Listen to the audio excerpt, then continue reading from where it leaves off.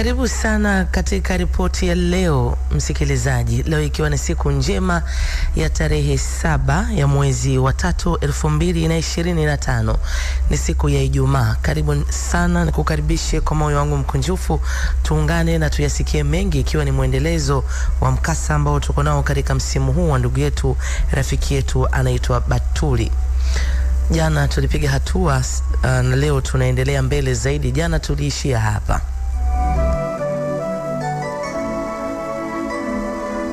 Batuli amefanikiwa kumwacha mbaba. Mbaba amekuwa hana hamu tena na Batuli, maana hajarejea tena hata pale alipopaswa kuja kuchukua mahali ambapo alikuwa ameshaitoa, basi hakuonyesha ushirikiano. Yani kama hataki, ameamua kuanza maisha yake, amekubali, na yeye ndo anajua nini sasa hivi anachokiwaza huko.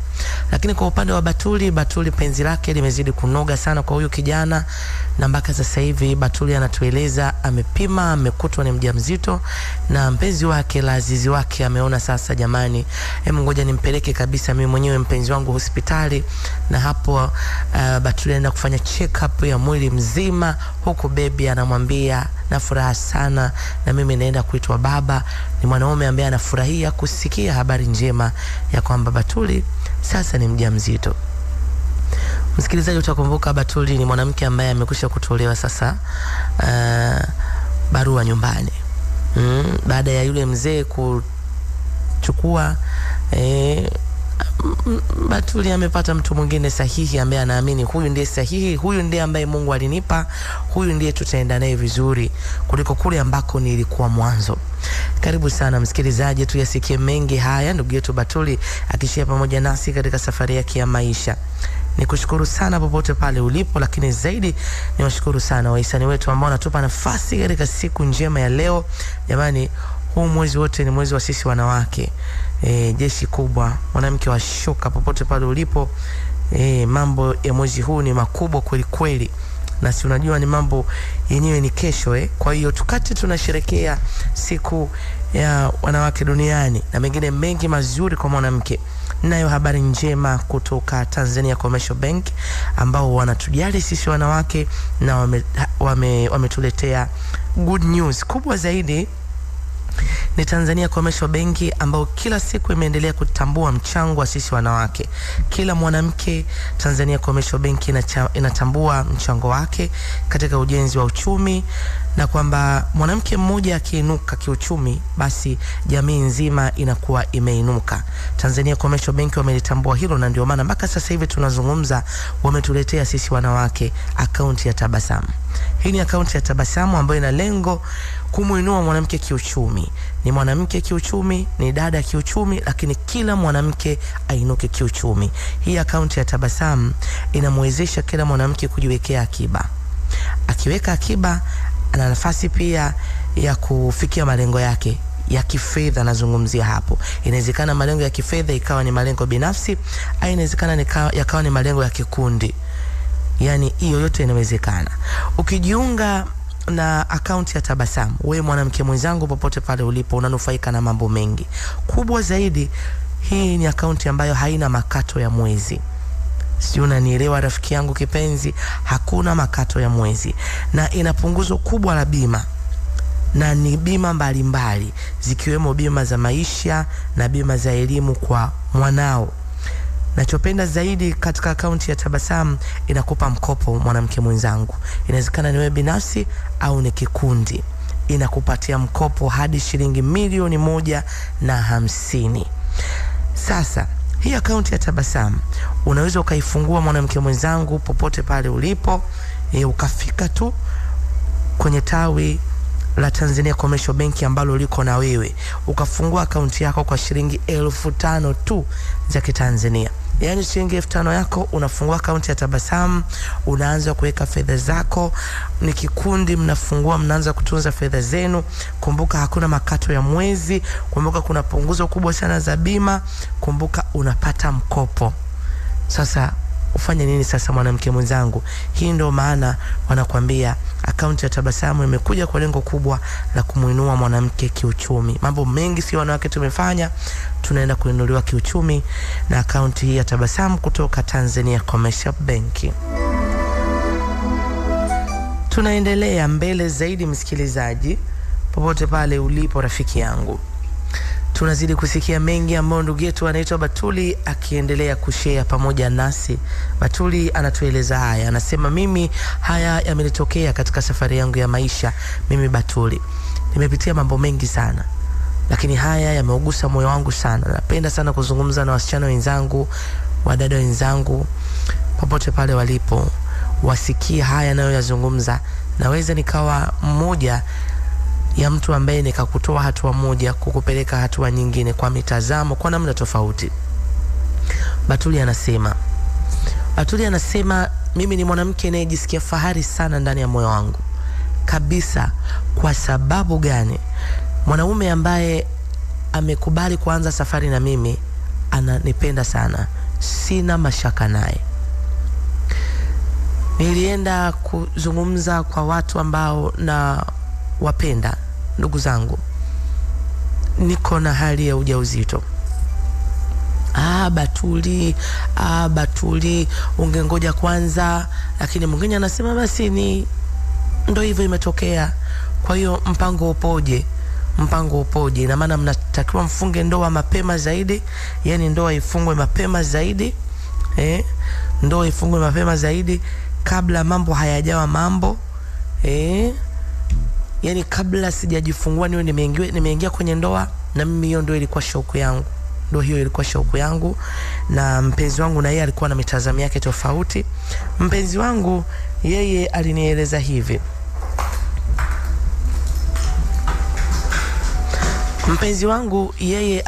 hivi. Akaniambia natamani sana, hata ingewezekana tungefunga ndoa yani mapema sana. Yani akiniambia anatamani tufunge ndoa yani hata mapema zaidi. Lakini akawa ananiambia kutokana na project nyingi ambazo niko nazo, kama nilivyokuambia, kwa nini tusiendelee kuvumilia, ujifungue mtoto wako na tukamilishe hizi mambo mengine.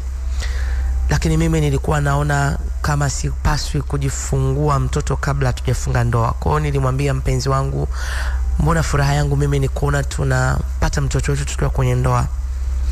Akaniambia mimi sipendi kupeleka spidi kwa sababu nataka tufanye kitu kikubwa. Lakini ukinipeleka spidi na maana tutafunga simple wedding. Simple kabisa. Na mimi ni kijana ambaye nimeshawachangia watu wengi sana wamefunga ndoa kwenye mikono yangu. Nimejitoa kwa hali na mali. Nikiwaambia kwamba nakimbiza ndoa haraka, wanaweza wakaniambia why? Mtoto ni baraka na huyu ni mtoto wetu. Na itakuwa fahari tutakapokuwa tunafunga ndoa tukiwa tuko pia na mtoto wetu. Sio kwamba tutakuwa tumefanya dhambi. Aliniambia hivi mpenzi wangu huku akinikumbatia, akiniambia imetokea tu baby, lakini nakupromise ndoa kubwa ya ndoto yako. Niache nifanye hivi ambavyo viko mbele yangu kwanza. Halafu naamini tutafanya kitu kikubwa na kitaufurahisha moyo. Halafu kitenda kukupa heshima kubwa. Wewe ni mwanamke wa thamani, siwezi nikakuchukua tu. Wewe unatakiwa uondolewe nyumbani kwa kishindo.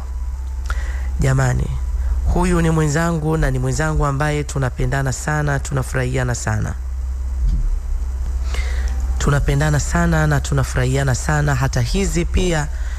Hata haya mazungumzo pia yalikuwa ni mazungumzo mema ambayo mimi mwisho wa siku niliyaunga mkono. Na sababu gani ya kuendelea kukataa?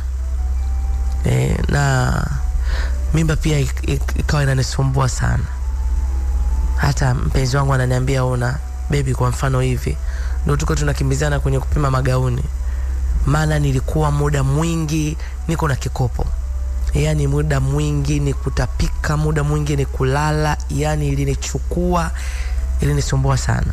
lakini nyakati hizo zote huyu mwanaume hajaniacha hata sekunde. Yani ni yeye kuhakikisha mimi nataka nini, vile vitu navipenda kuhakikisha ananiletea. Natoka naenda nakaa nyumbani kwake. Sasa hapa mimi nilikuwa naenda nakaa, naweza nikakaa siku 3, siku 4, siku 5, nikakaa napika, tunakula, tuna hivyo, na tuko na muda wa furaha sana. Naenda nyumbani, naenda kwake. Yani haya ndo yakawa maisha yetu, na ujauzito wangu ukizidi kukua. Nyakati hizo pia tuko na rafiki yangu ambaye pia amekuwa akinitia moyo, akiniambia yani kila kitu kitakuwa sawa, Yamani mpenzi wako anakupenda sana. Na ni kweli, huyu ni kijana ambaye ana upendo mkubwa sana. Nasema sikujutia maamuzi ambayo niliyafanya kwa usahihi sana. Ujauzito ukaendelea kukua, hatimaye ujauzito ukafika miezi 7. Ujauzito umefika miezi 7. Huyu mwanaume alipata project ambayo anasema, baby naweza nikaenda nikakaa hata wiki 4 pengine. Lakini nikamwambia basi nikuombe sana, jitahidi kabla mimi sijafika hatua za kujifungua uwe kupo hapa. Akasema nitakuwa nimefika mpenzi wangu, siwezi kuchelewa hivyo. Anaenda wapi? Ni mahali ambako ameshanielekeza anaenda kufanya nini. Huyu ni mpenzi wangu, ni muwazi kwangu, yani niko comfortable. Yani sijui hata unanielewa, niko comfortable. Alafu pia kuna family member ambao wapo, ambao ni ndugu wa huyu mwanaume. Nina shangazi yake ambaye yani huwa naenda kumtembelea. Tena na hali kama hii ananiambia njoo leo unitembelee, nikupikie nini. Naenda hapa nyumbani. Akiondoka akisafiri, mimi ninabaki na ufunguo. Hapa tushakuja na rafiki yangu mara nyingi tu, tunakuja nafanya usafi, tunashinda, ananisaidia hiki ananisaidia hiki, tunarudi nyumbani.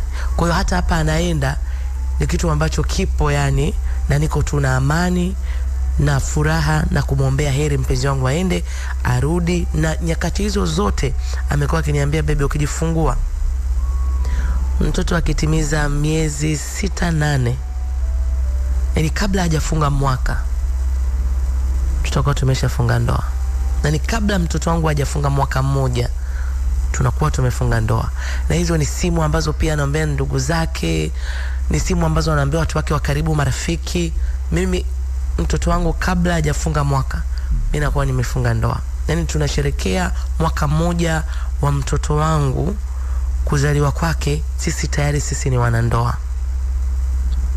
Kama mwanamke inajiona furaha, jamani. Wangapi ambao wanazalisha, unakuta mwanaume yani ndio kisha kupa ujauzito na sasa huyu ndio vuta tuishi, lakini ni sentence yake ya kila siku kwamba hiyo ni shauku kubwa aliyokuwa nayo, kuona tunaambatana kuwa mke na mume, sio kubebana, kuishi kwa kufunga ndoa kabisa. Haya anatueleza ndugu yetu mpendo wetu anaitwa Batuli anasema, na yakumbuka haya katika safari yangu ya maisha. Ndio wakati muda nao unazidi kusonga mbele, na mimi na sababu sana ya kuwashukuru Tanzania Commercial Bank kwa kutupa shavu kwenye sehemu ya kwanza ya ripoti ya leo. Kila mwanamke sasa ni wakati wake wa kutabasamu. Yani una kila sababu ya kutabasamu, kwa sababu Tanzania Commercial Bank imekuletea account ya tabasamu, ambayo hii account ya tabasamu inakuwezesha wewe mwanamke kujiwekea akiba, lakini pia kufikia malengo yako kifedha. Inawezekana malengo binafsi au inawezekana malengo ya pamoja kama kikundi. Hii inaitwa account ya tabasamu kutoka Tanzania Commercial Bank. Hii ni akaunti poa sana. Kwanza haina makato ya mwezi, ina punguzo kubwa sana la bima mbalimbali, lakini inakupa mkopo hadi shilingi milioni 150. Sasa unachotakiwa kufanya, hakikisha unafungua akaunti yako ya tabasamu kutoka Tanzania Commercial Bank. Leo fungua, kesho fungua, kwa shilingi 5,000 tu za Kitanzania. Na unafunguaje? Tembelea tawi lolote ambalo liko karibu na wewe la Tanzania Commercial Bank na ufurahie akaunti ya tabasamu. Yes. TikTok Capital E. Ripoti ya leo sehemu ya kwanza imeletwa kwenu na Tanzania Commercial Bank. Taji kanipa cheo, malengo najenga leo,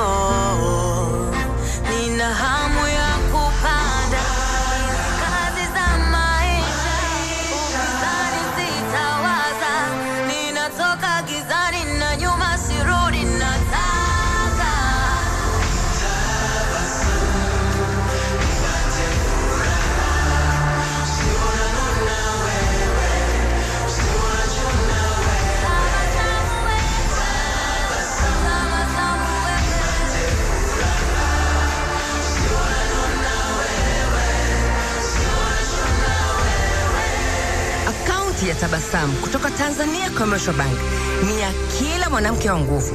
Fungua akaunti yako leo, maisha yako yabadilike. Tabasamu. Tanzania Commercial Bank, growing stronger together. Je, umejiajiri? Kama ni ndio, basi wewe ni star wa mchezo.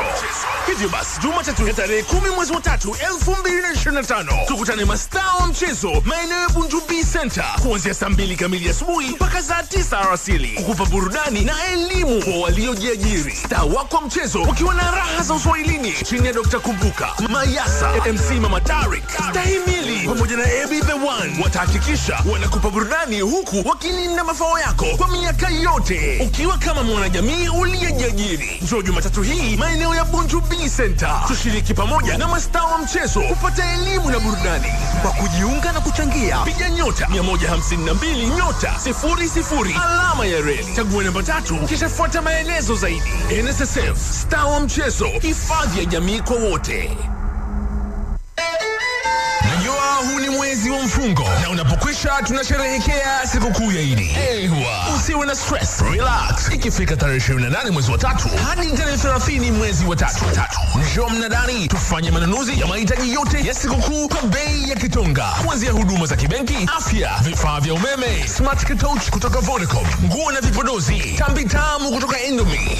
Na kwa wale wa DSTV, ukipanda tunakupandisha. Yani kufupi kila bidhaa ipo mnadani na kwa bei ya kitonga. Na kwako mfanya biashara, hii ni fursa na usikubali kupite. Njoo upate jukwaa la kutangaza biashara yako ili upate kuuza huo mzigo ulioko dukani na uweze kuingiza mpya. Unachotakiwa kufanya ni kutupigia kupitia 0622 tutakupa maelekezo. Na kwetu sisi tunaopenda shopping, tukutane mnadani tarehe 28 mpaka 30 mwezi wa 3 Mwenge. mnadani. EFM 103.7. Ripoti ya leo.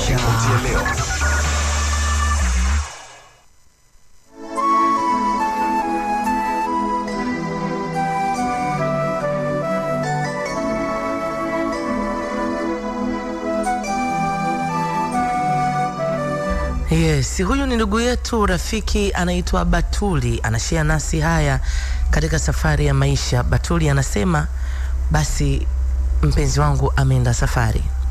Sio mara ya kwanza kusafiri.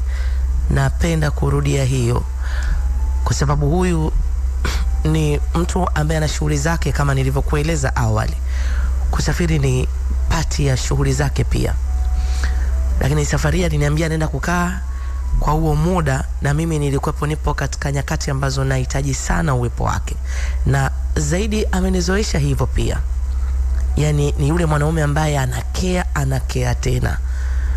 Yes, nazungumza hivyo kwa sababu nilishasikia mtu mwingine, mwanaume mwingine akiona mwanamke mjamzito, yeye hapendi sana kujihusisha na huyo mwanamke mjamzito. Atakaa naye tu mbali, labda kwa sababu anakuwa na tabia fulani, labda anaboa, unaona, havutii tena kama alivyokuwa hana ujauzito. Lakini kwa huyu mwanaume yeye ilikuwa ni tofauti. Yani akipata muda lazima yuko na wewe. Vile alikuwa akinitoa out, aliendelea kunitoa out. Yani atanipeleka mahali, tutafanya hiki, tutapika pamoja, tutacheka, tutakimbizana, tutapigana na mito. Yani maisha mazuri sana haya.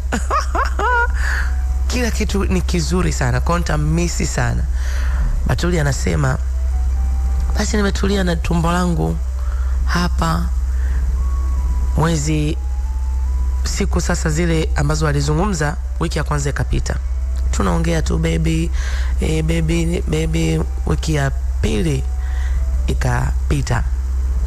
Tunaendelea kuwasiliana. Kwenye mawasiliano yuko vizuri kabisa.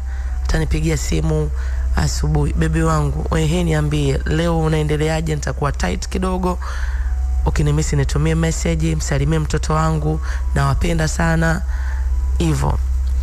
Na mimi tangoja akimaliza shughuli zake, lakini ataikuta message yangu, baby nimekumisi leo, mtoto labda anacheza, anafanyaje, unajua ile kushia na mwenzio. Mambo yanaendelea hivyo. Batuli anasema, nakumbuka wiki ya 3. Siku moja yani wiki ya 3 hiyo, Siku moja nikaenda kwa shangazi. Nikaenda kwa shangazi aliyenipeleka huyu mpenzi wangu. Nikaenda na alikuwa ananijulia, ananipikia vitu ambavyo navipenda. Kwa hiyo tu nikamwambia nakuja, akaniambia sawa. Kwa hiyo nimefika, akanipikia, nikafurahi, nikala. Tukawa tunapiga tu stories hapa na pale na shangazi. Lakini shangazi ana mtoto, ana mtoto wake. Sijawahi kupiga naye story yani kiundani, unajua, kwa sababu tukifikaga pale yani sio kwamba tumezoeana mpaka sisi tumebadilishana namba na nini. Ni huyu shangazi mimi ndo niko naye karibu sana. Sasa siku tumekaa, tumemaliza kula, tumepiga stories hapa na pale, nataka kuondoka. Akaniambia kwa hiyo utamuita tena mtu aje akufuate, kwa sababu mimi sijui kuendesha gari vizuri. Kwa hiyo kuna muda mwingine tu naamua tu kutumia usafiri labda wa kukodi taxi na hivyo, au kuna huyo mtu ambaye ananipa ananipeleka, kwa sababu sijajua, nilikuwa sina ujasiri sana wa kuendesha gari. Akaniambia shangazi, asa usijali, usiwaze kuhusu hilo, kwanza kuangalia si umpigie nani simu, atakupeleka, yani atanipeleka mtoto wake. Nikamwambia asante, lakini nikamwambia shangazi nimefurahi sana. Yani najisikia vizuri. Jana sikushinda vizuri. Akaniambia najua mwanangu, hali inavyokuwa kama hivi lazima unakuwa unajisikia hivyo. Vipi mwenzio? Nikamwambia anakuja. Na mimi sasa si unajua nimeshajiandaa, mpenzi wangu pia uhakika wa kupata huduma za kiafya zilizo nzuri, kila kitu tushafanya, tuna daktari wetu maalum kabisa. Yani kila kitu kiko under control. Batuli anasema basi tukaingia kwenye gari, ananiendesha. Nikamwambia basi, nikawa tunalalamika, nikilala nachoka, sasa hivi najisikia kuchoka. Akawa anasema ni mdada huyu mtoto wa shangazi yuko hivyo ndo anakuwa mtoto wako wa kwanza? Nikamwambia ndio. Akasema ndo maana. Nikamwambia kwa nini ndo maana? Nasikia yani mwanamke akishika ujauzito wa mwanzo anakuwa ana get experience, yani anapata experience mpya. Kwa mara nyingi sana unakuta anatamani kila anachojisikia share. Nikamwambia ni kweli kabisa, unazungumza kwa usahihi, lakini wewe hujapata mtoto. Yani wewe si, yani nachojua huyu ni bado hajaolewa, hana mume. Unajuaje hayo? Yani tunapiga na story. Akaniambia nasikia, mimi nasikia, ninasoma, nasikia na marafiki zangu pia ambao wakiwa na hali kama hiyo, naona wanakuwa kama wewe hivi. Nikasema akaniambia yani sasa mtakuwa na watoto 3. Nikamwambia watoto 3 unamaanisha nini? Akasema wewe mbona shanga, kwani nimeongea kitu kibaya? Nikamwambia hapana, watoto 3 unamaanisha nini? Akasema wewe nimekosea. Nikamwambia umekosea nini? Watoto 3 unamaanisha nini? Akaniambia kwani hujui? Nikamwambia kujua kuhusu nini? Akasema wewe yani kwani hujui? Nikamwambia kuhusu nini? Kuhusu kitu gani? Nikamwambia kwa nini usipaki? Yani maana niliona kama ananivuruga kichwa vile, afa anaendelea kuendesha, afa ananifanyia kama jokes. Yani wai sijui. Yani nijue nini? Nijue kitu gani? Yani kitu gani ambacho mimi napaswa kujua? Nikamwambia paki. Akaniambia kwani vipi? Nikamwambia paki yani hebu nielezee. Watatu yani unamaanisha nini? Akaniambia Batuli, mbona mimi najua unajua. Nikamwambia kuhusu nini? Akasema kwani wewe hujui mwenzio ana watoto 2? Ina maana wamekuficha wewe? Mama, mbona mama anasema unajua kila kitu? Nikamwambia kuhusu mpenzi wangu, namtaja jina kwamba ana watoto 2. Nikamwambia acha utani, unanisikia? Acha utani. Akaniambia unajua wewe ndio unafanya utani. Alafu mimi hapa waga ni muwazi, yani mdomo wangu au gandishi. Na sijazungumza kwamba nilikuwa nimekusudia kukuambia kwa sababu unajua. Na ndio maana sijakwambia kuna kitu nataka kukuambia ujui kwa sababu unajua. Kwa sababu ukaingia kwenye maisha ya mtu, hivi ni vitu ambavyo ni lazima uvijue. Nikamwambia wewe, naomba unyamaze. Unanisikia? Nyamaza na usiongee tena. Nyamaza na usiongee tena. Mtoto wetu wa tumboni mwangu ndio mtoto wetu wa kwanza, mimi pamoja na mume wangu. Akaniambia kwa sasa unanifokea. Sasa unanifokea. Sasa mimi unanifokea yani kwa kuzungumza ukweli. Nikamwambia ukweli gani unazungumza? Yani sasa unajua unaambiwa habari ambayo hutaki kuisikia. Halafu yani kwa nini akwambie? Halafu kwa nini nijue? Kwa nini sijawahi kujua? Na kwa nini nilifichwa? Sasa niko na hii hali ni kama nikavurugwa. Akaniambia dada Batuli pole. Mdomo wangu umeniponza. Nitamwambia nini mama mimi? Nitasema nini mimi jamani? Mdomo wangu umeniponza. Lakini sikuwa najua kama hujui.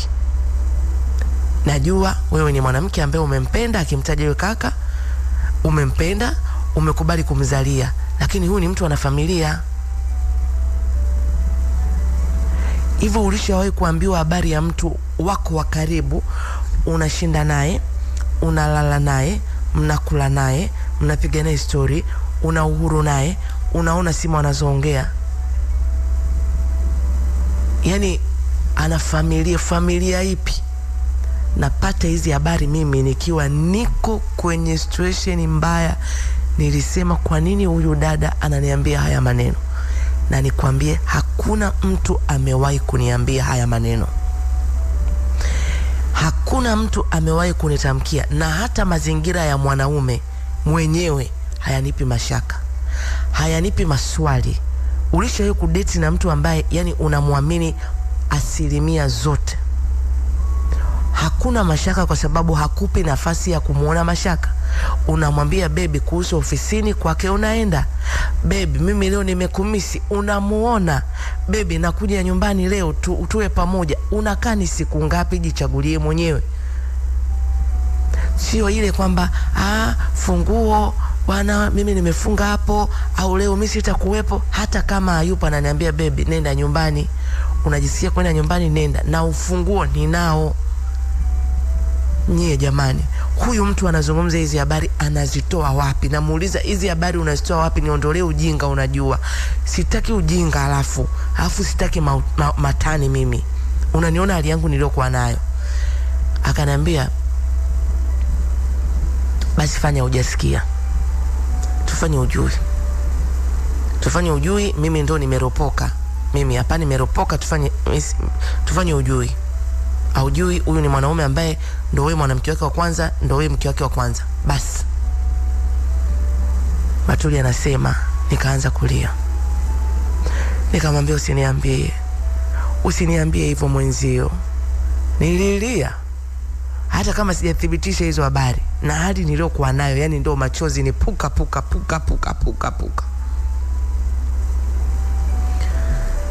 Akaniambia lakini nikwambie bora kujua ukweli. Ni bora kujua ukweli. Mimi sijajua kwa nini wamekuficha. Nikamwambia mke wake yuko wapi? Ameoa. Ni kweli kaoa? Nao watoto? Akaniambia mimi sipendi sana kuzungumza habari za watu.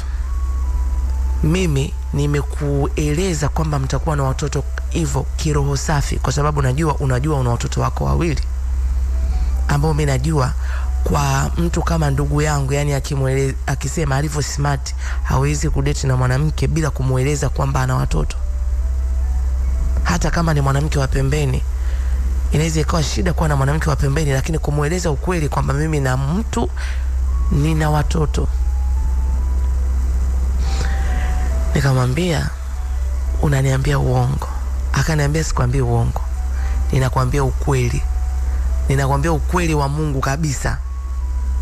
Huyu mtu ana mke,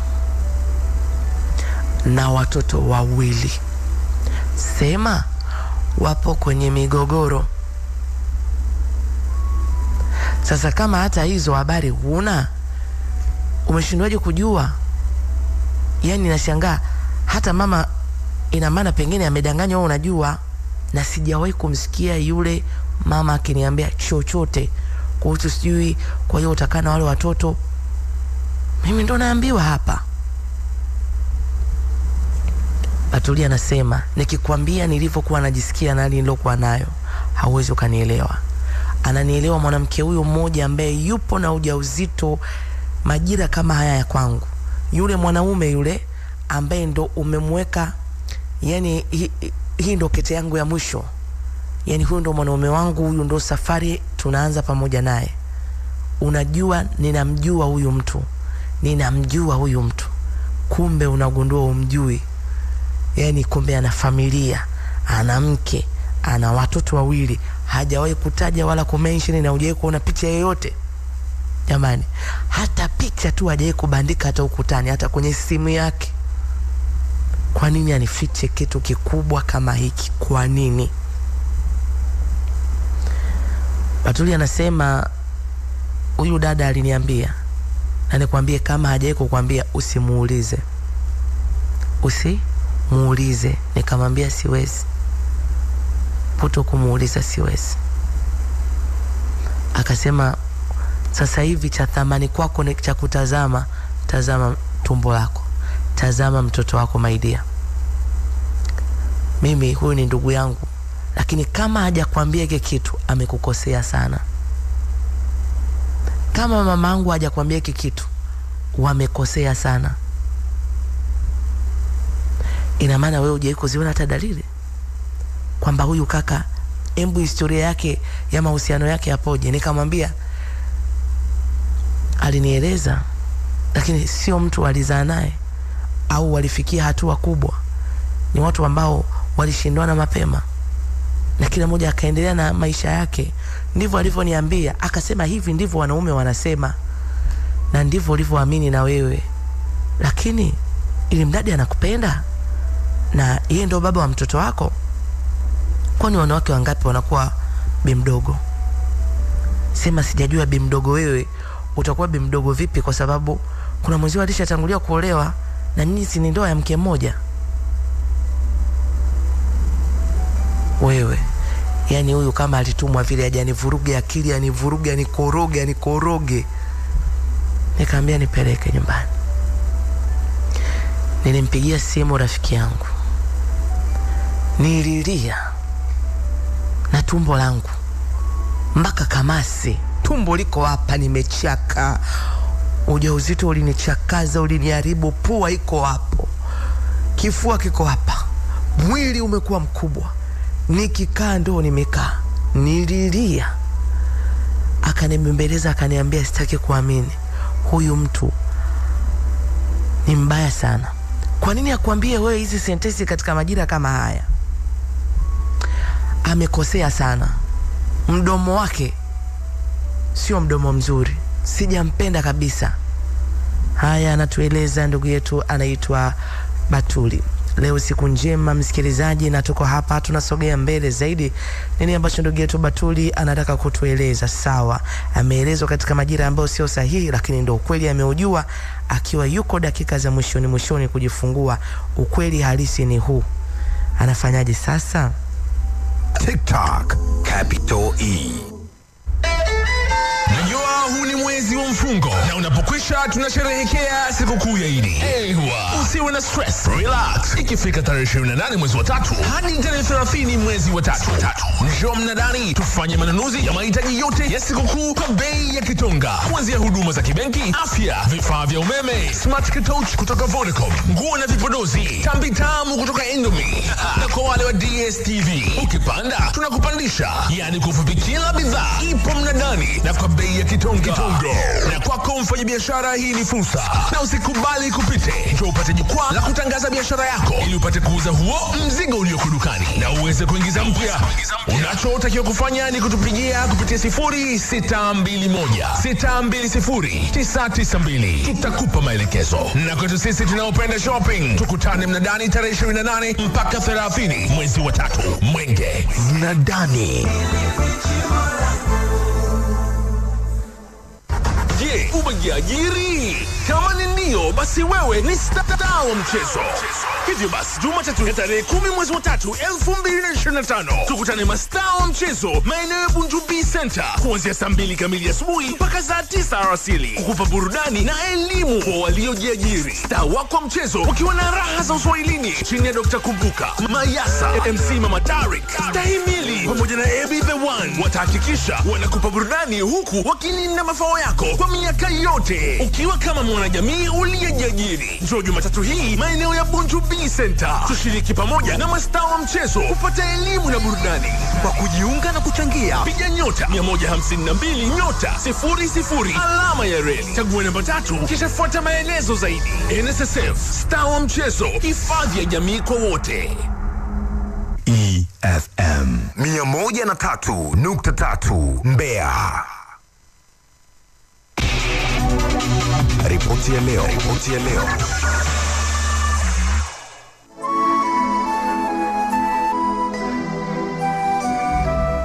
Batuli anasema katika vitu ambavyo sikuamini, mimi nakwambia sikuamini, ni habari za kuhusu huyu kaka. Tukaomboleza na rafiki yangu akimlani huyu dada aliyenieleza, mtoto wa yule shangazi aliyenieleza. Nikimwambia, alinieleza akijua mimi najua, maana alisema huyu ndo mtoto wako wa kwanza, kwa hiyo mtakuwa na watoto watatu. Ndo mada ilipoanzia, akijua mimi najua. Akasema mbaya sana, kwa nini anapenda kuzungumza mambo ya watu? Kwa nini anapenda kuzungumza mambo ya watu? Ungekaa hujui mpaka ujifungue. Tazama sasa, angalia unavyolia. Itakuletea shida hii, Batuli, itakuletea shida. Usiruhusu uchungu nyakati hizi. Usiruhusu uchungu. Muangalie mtoto, sasa hivi angalia mtoto wako. Habari ya kusema niangalie, ni muangalie mtoto. Yani mimi ndo nilikuwa kila siku naota ndoto, huyu ndo anakuwa mume wangu, tunapika haya maisha ambayo tunayafurahia kila siku katika uchumba, ndo yanakuwa maisha yetu tukiwa na mtoto wetu. Mwaka mmoja kabla mtoto hajatimiza mwaka mmoja tutakuwa tumefunga ndoa. Ndoa aliyokuwa anaisemea ni ipi na kati huyu ni mwanaume aliyeoa? Rafiki yangu anasema, kwa hiyo utamwamini yule kiumbe mropokaji tu, utaamini katika kile anachokisema? Nikamwambia hawezi akazungumza hivyo, kwa sababu anashangaa hata mamake kama yeye ameshindwa kunieleza mimi. Anashangaa nimeshindwaje kujua. Rafiki yangu akaniambia, unataka kufanya nini sasa? Nikamwambia mimi nataka niongee naye, siwezi kukaa, nitakufa. Yani nikisema nikae nimngoje, siwezi kustahimili hali, nitakata roho mimi, siwezi. Rafiki yangu akaniambia kama ndicho kitanipa amani, nisikie majibu yule mwanaume ananiambia nini, basi nimpigie. Na hapo nakwambia mimi sikupokea simu kwa sababu sikuwa sawa. Mpaka nafika na mtafuta rafiki akana niuliza, why baby upokei simu?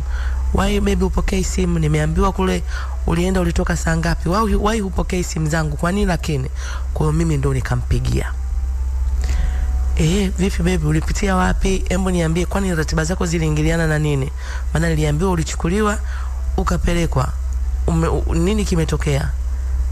Nikamwambia utaendelea kunificha mpaka lini? Akaniambia kuhusu nini? Unazungumza kuhusu nini? Nikamwambia yale yote unayoniahidi unadanganya. Nikimtaja jina lake unanidanganya mimi. Unanidanganya mimi. Kumbe umeoa na una watoto. Umewaficha wapi? Na kwa nini unawaficha? Kwa nini unanidanganya mimi? Uliniambia mimi ndio peke yako, mimi pekee ndio mwanamke wa thamani kwako. Kwa nini unanifanyia hivi? Nikaongea uchungu na kulia juu. Kwa nini? Akaniambia umemaliza kuongea?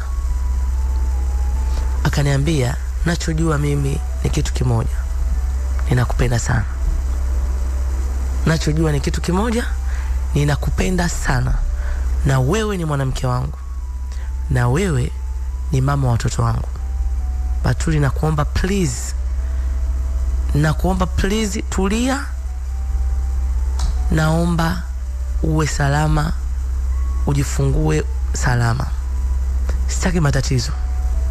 Yani haya ndio majibu ya huyu mwanaume anayeniambia mimi, ambaye nimeongea kama dakika 10 labda na 5 hivi, nalalamika, yeye ndo ananiambia maneno haya machache. Nimemtuma daktari, atakuja kukuangalia. Nasema nisikilize mimi ninachokisema. Mimi nasema nini? Hii sentensi waga nakwambia usipende sana Batuli kusikiliza watu wanasema nini. Nisikilize mimi nasema nini. Mimi nilishawahi kukutamkia hizo sentensi? Hapana, unanidanganya. Nilishawahi kukutamkia hizo sentensi?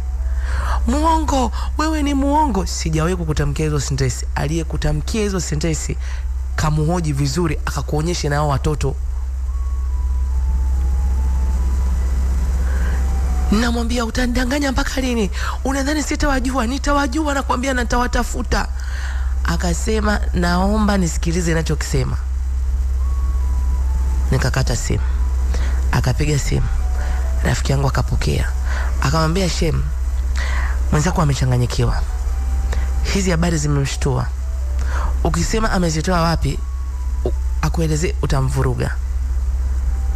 Akamwambia, maana rafiki yangu alika loud speaker. Akasema, tatizo mwenzio ni mtu ambaye akili yake yani ni ya kupokea sana vitu. Mimi sijai kumwambia hiyo sentensi. Kama yeye anaamini watu baki, aendelee kuamini hao watu baki, lakini mimi sijamtamkia hiyo sentensi. Unaona sasa anajipa pressure hapo. Aangalie hali aliyokuwa nayo. Mimi nikija kuambiwa habari tofauti sitamuelewa kabisa. Yaani nije niambiwe sijui mtoto amefanyaje, sitamuelewa. Naomba ukae vizuri na umueleze hiki kitu. Mimi nampenda, huyu ni mwanamke nayempenda, nayemthamini sana. Nipe niongee naye. Rafiki yangu akaniambia, tulia, ongea na mwenzio. Maneno tu umeambiwa mara moja tumeyabeba hapa tu yanatuchanganya. Yeye ndo ana uwezo wa kukiri kweli au sio kweli. Mpenzi wangu akaniambia, Batuli kipenzi changu, wewe unajua mimi nakupenda. Si unajua? Niko ukuma mjezi puka. Sasa kwa nini unasikiliza watu? Huyo mtu amekwambia maneno, Batuli sio mtu mzuri kwangu na kwako pia. Kwa sababu mtu mwenye busara, mtu mwema, hawezi kumwambia mtu habari mbaya kama hizi katika nyakati hizo. Huyo ni mtu mbaya. Na muogope kama ukoma. Ulishawahi kuona ishara zozote ambazo ziliwahi kukupa mashaka? Nikamwambia, hapana, sijawahi. Kwa nini unashindwa kuniamini mimi mpenzi wako na unamwamini mtu mwingine? Unajua umenidisappoint sana Batuli. Upokee simu zangu najiuliza, bibi wangu ampatwa na nini? Bibi wangu ampatwa na shida gani? Lakini kumbe kuna mjinga sijui umekutana naye wapi anakuambia vitu vya uongo ili vikuharibu akili yako. Unadhani watu wanafurahia kuona mimi na wewe tuko pamoja? Unahisi hivyo? Watu wengine wana wivu mpenzi wangu. Naomba utulie, sawa? Tulia bebe wangu. Nimemwambia daktari aje kuona. Sawa? Basi na mimi sawa. Tumekata pale simu. Rafiki yangu akaniambia, Batuli, msikilize mwenzio. Si ndio? Si sasa hivi unasikia moyo wako umpata amani? Niko yeye ndo anaweza kakiri ni kweli au sio kweli. Madam hajawahi kukwambia, haujawahi kuona ishara yoyote, tusimamie hapo. Tungoje ukae sawa Batuli. Batuli anasema, jamani, hivi ni kweli yule dada mimi ameniambia ya maneno hivi? Ni kweli huyu dada ananidanganya mimi? Kwamba aliamua tu kunivuruga akili yangu anione kwamba mimi nitapokeaje hili jambo? Nikasema taenda kwa shangazi. nitaenda kwa shangazi mimi mwenyewe pale nitaenda. Rafiki yangu akaniambia, unaenda kuyatafuta mengine? Nikamwambia lazima niende. Naona nitakuwa nilikaa kizembe sana mimi, sijachunguza vya kutosha mimi nakwambia. Inawezekanaje mtu anitamkia sentensi kama hizi alafu yeye ananikatalia? Akasema ndo ameshakwambia anakupenda, anachotambua ndio mwanamke wake, hayo mambo mengine achana nayo. Ukishasikia jambo my dear, umesikia. Asikwambie mtu kwamba mimi naweza nikakaa sawa. Siwezi kukaa sawa. Namwambia rafiki yangu siwezi kukaa sawa. Hapo unavoniona siwezi kukaa sawa. Yale maneno yanajirudia tu kwenye kichwa changu. Tumekaa, yule mpenzi wangu, bebi wangu, ananiambia, bebi unajisikiaje? Daktari anasemaje? Usiupe moyo wako pressure kipenzi changu. Huyu mwanamke wa thamani ananibembelezaga huyu kaka wewe. Kuna watu wanajua kubembeleza, afu kuna huyu mwanaume wangu anajua kubembeleza. Ananiambia relax baby. Natamani nimjue huyu mtu aliyekupanikiza ya maneno. Natamani sana nimjue, maana ni mtu mbaya sana. Batuli anasema basi haya yote ninayakumbuka sana katika safari yangu ya maisha. Batuli anasema sikukubali. Sikuchukua namba ya yule shosti. Na kwa sababu sio mtu wangu wa karibu, sio kwamba ni mtu namkuta pale mara kwa mara, ni mtoto wa yule mama. Nilienda tena kwa shangazi. Nampigia tu simu, shangazi, mwanangu, unamkaje, unajisikiaje? Nikaambia na miss chakula fulani. Yaani wewe ukimiss tu chakula ni unakuja hapa haraka sana, naingia jikoni na kupikia. Haraka sana unakuja na kupikia. Haya leo unakujaje? Nikamuuliza, si upo aje nichukue? Akasema huyu utamuini akurudishe. Nikimwambia aje akuchukue, namjua kivuruge wangu huyu. Wewe pambana hapo tu njoo. Kweli na mimi nikatoka, nikapambana, nikaenda. Na tumbo langu najivuta kwa. Nimefika namkuta shangazi pale kashaniandalia. Nikafika kweli, nikanyosha miguu yangu na tumbo langu, nikapumzika pale, nikala. Nimemaliza kula, nikaanza kulia.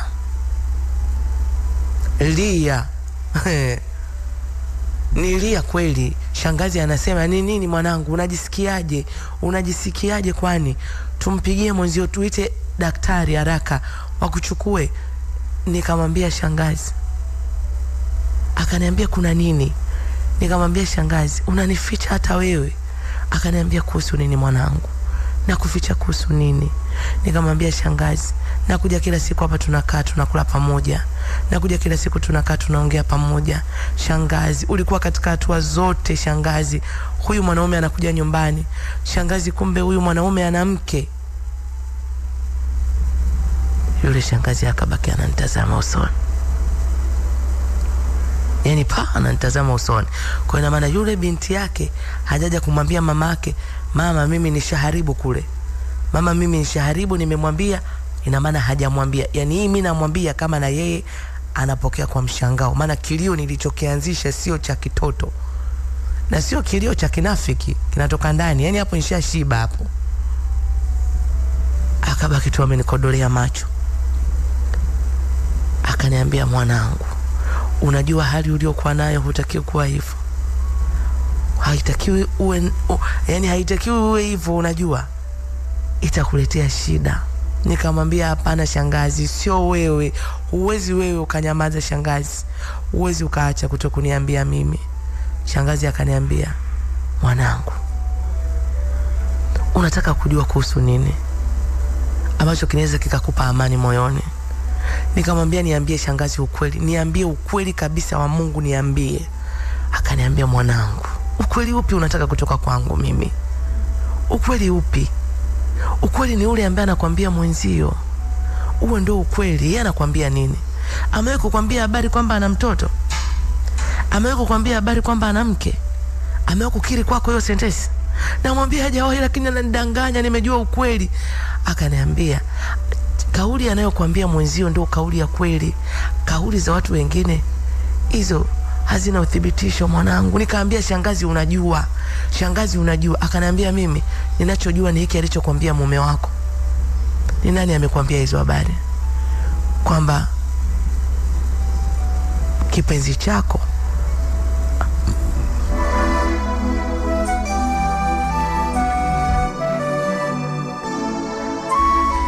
kipenzi chako ana mume, ana mke. Ni nani amekwambia maneno? Ni nani amekwambia? Nikamwambia shangazi. Mlikubaliana issue ya kifamilia msiniambie? Ndio mnifiche, mje mniambie lini? Mje mniambie lini mimi mwenzenu? Yaani hapo nimechanganyikiwa. Shangazi akaniambia, nani akwambia maneno? Umesikia wapi maneno ya uongo? Nikamtaja jina la binti yake. Shangazi yuko